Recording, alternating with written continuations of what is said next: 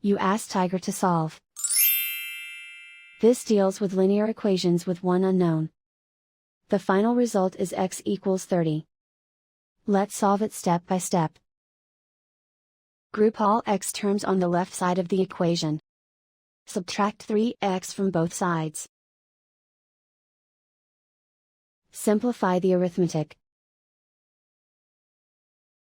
Group like terms. Simplify the arithmetic. Convert the x into a positive number. Multiply both sides by -1.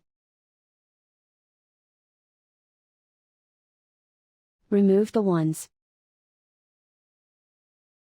Simplify the arithmetic.